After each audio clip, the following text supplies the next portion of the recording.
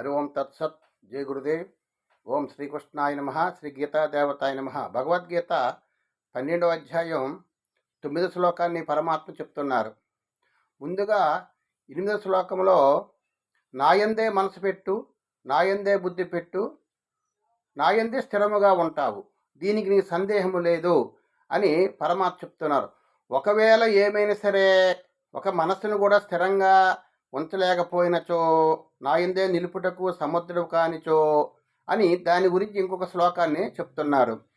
అదచిత్తం సమాధాతం నస్నిక్నోషిమయి స్థిరం అభ్యాసయోగేన తతో మామిచ్చాప్తం ధనంజయ.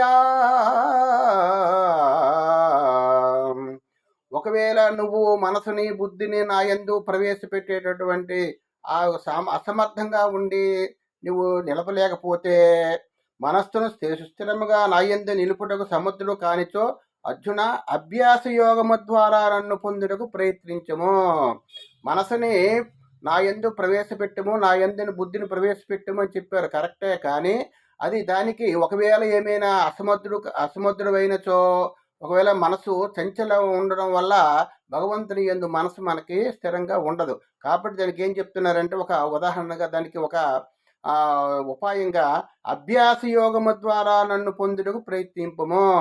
అభ్యాసము చెయ్యు. అభ్యాసం అంటే నిరంతరము కూడా మనకి ఇప్పుడు ఏదైనా మనకి ఒక వస్తువు కావాలంటే ఒక దేని ద్వారా అభ్యాసం చేస్తే మనకి ఒక వస్తువు మనకి పొందడం జరుగుతుంది. కాబట్టి ఒక విద్య నేర్చుకోవాలి, ఏదైనా ఒక కళ నేర్చుకోవాలి, దానికి అభ్యాసం చేయాలి. ప్రతిరోజు కూడా దానికి అభ్యాసం చేయాలి. దాని యందు మనసు పెట్టి భక్తి శ్రద్ధ విశ్వాసంతో దాన్ని నేర్చుకోవడానికి మనం ప్రయత్నం చేస్తాం, దానికి అభ్యాసం చేస్తాం. ఆ విధంగా నా యందు మనసును పెట్టడానికి నువ్వు అభ్యాసం చెయ్యు, నా యందు బుద్ధిని పెట్టడానికి ప్రవేశపెట్టడానికి అభ్యాసం చెయ్యి. అభ్యాస యోగము ద్వారా నన్ను పొందుటకు ప్రయత్నించు అన్నారు. అక్కడ పరమాత్మ ప్రయత్నించమన్నాడు. అంటే అంత వేగంగా మా పరమాత్మ ఇందు మనసు నిలకడ ఉండదు.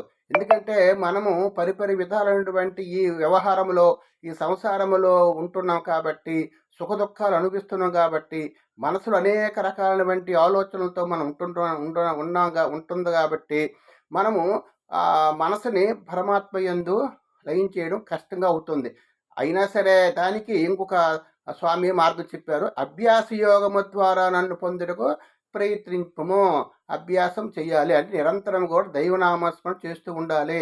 బ్రాహ్మీ ముహూర్తంలో మనం లేచిన వెంటనే ఆ నామస్మరణ చేస్తూ బ్రాహ్మీ ముహూర్తంలో మనం ధ్యానం చేయడానికి మనం ప్రయత్నం చేస్తే కొంతవరకు అది మనకి ఆ పరమాత్మ యందు మనసు నిలకడగా ఉంటుంది.